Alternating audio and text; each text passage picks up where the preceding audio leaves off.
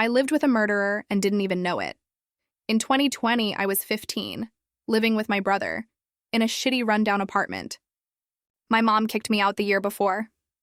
I had no school due to my charter school not doing an online option, and I was just let go from my job because of the pandemic.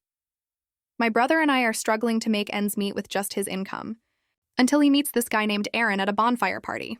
Aaron needed a place to stay and promised to pay in cash every month. So it was settled, and he moved in 2 days later.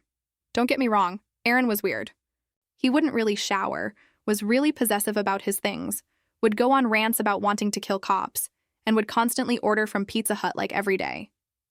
2 times a day. But he was never late with rent, and he was helping me keep a roof over my head, so I ignored it. One morning, I go to the kitchen to make some toast. I pull the butter out of fridge, and before I can even turn around, I feel something hit the back of my head. I spin around to see Aaron yelling, "That's my fucking butter!"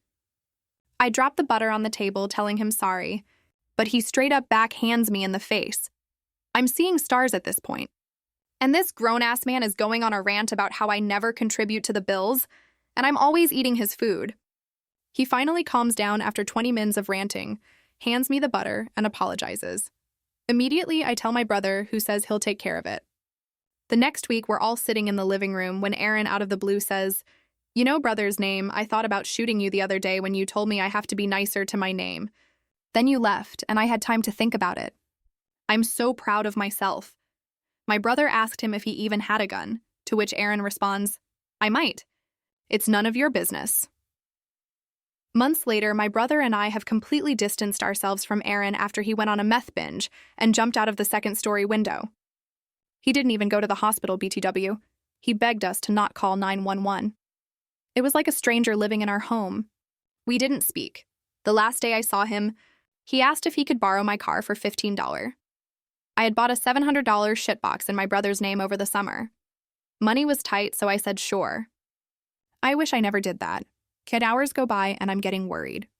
Aaron isn't answering his phone, and I realized my learner's permit was in the car. I tell my brother, who says Aaron will turn up eventually. A week goes by.